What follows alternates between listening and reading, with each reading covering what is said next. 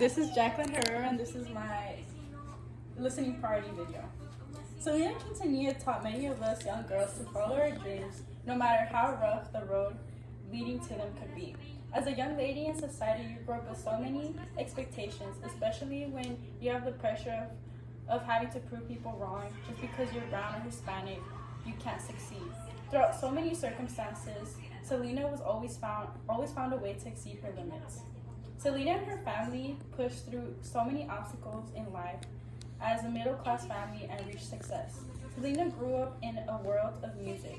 While everyone else was listening to Britney Spears and Christina Aguilera, there was also Selena, who was one of the few Latina icons at the time. Selena's music was going to take her very far until Yolanda's obsession with Selena turned deadly. Selena Quintanilla was born in 1971 in Lake Jackson, Texas. She was performing Tejano music with her Mexican family around the state at a very young age. By the time Selena was around the state, was 3, Abraham spent many hours working with A.B. and Suzette. Feeling excluded, Selena had to talk with her dad because she felt excluded, so she confronted him and demanded to know why she couldn't learn an instrument. But when her father told her she was too young, they placed her as a singer in the band. Selena grew up speaking English, but her father taught her to sing in Spanish, so she could resonate with the Latino community. She learned the lyrics phonetically, and eventually she learned how to speak Spanish fluently. Prior to Selena's enrollment in an intensive Spanish course to gain proficiency, her parents were terrified at the fact that their daughter was facing 30-plus Mexican reporters in Mexico, in a Mexico press conference coordinated by EMI Mexico. Afterwards, although Selena's answers sounded really funny and ridiculous, her parents enrolled her into the course, and even though her answers sounded really ridiculous, she had won every single one of the reporters by hugging them afterwards. And she eventually, by the time it was 1994, Selena had mastered her Spanish language. Many people in the Hispanic community are judged for not speaking Spanish fluently because it is very unusual here in the United States, and usually they are not very fluent at it. For example, growing up, I learned Spanish first, and going to kindergarten was very nerve-wracking because my first language was Spanish. So I had a hard time learning English as my second language. And now growing up, I am bilingual. Being born and raised in the United States, I will always be looked at differently from everyone who is actually fully American. Even inside my own culture, throughout my time working at Target down at the Strip, I received many backhanded comments by my own people on how they're surprised on how well I speak my own language. Like, did you assume just because I lived in the United States I only spoke English or wasn't able to speak Spanish fluently? Selena, on the other hand, struggled with her native language like a lot of us do. And most don't go out of their way to learn, but she kept trying and finally reached perfection.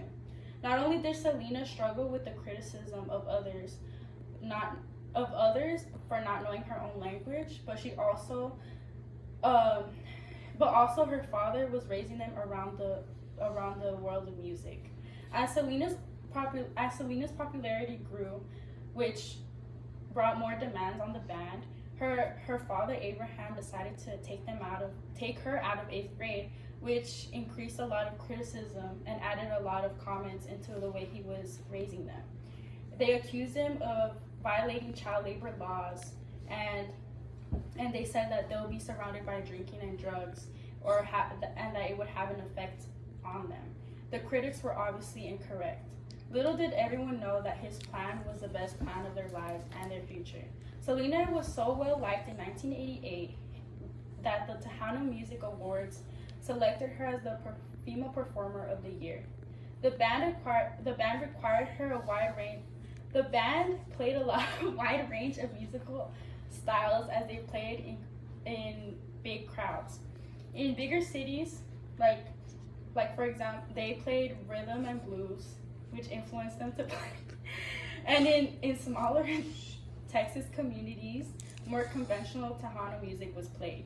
Selena was frequently compared with other English language performers like Christina Aguilera, Britney Spears, or Madonna, but she was very determined to release an album in English, which caused her to achieve the same level of popularity as these musicians.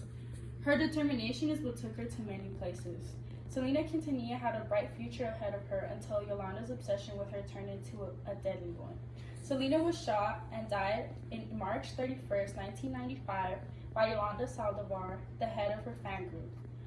Upon hearing the argument and a gunshot, a maid cleaning a nearby room looked out of the window and saw Selena clutching on her chest. Selena was pronounced dead at 1:05 p.m. and afterwards 10 of thousands of people got in line to Selena's open coffin to pay their last respects as her body was laid in state.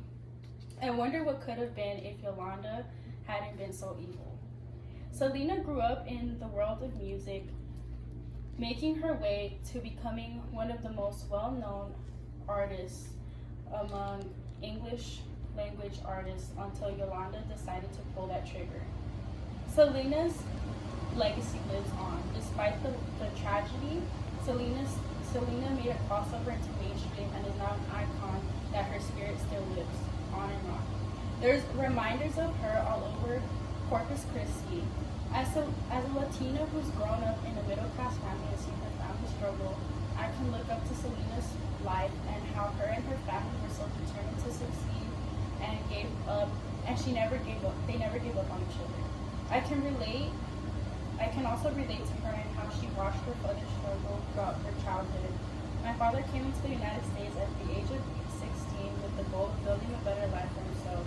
He worked for everything he got, and I aspired to be like her and succeed in life. She made her parents and family proud while she had the chance and gave back to her family. One of my biggest life goals is to be able to honor and give back to my parents.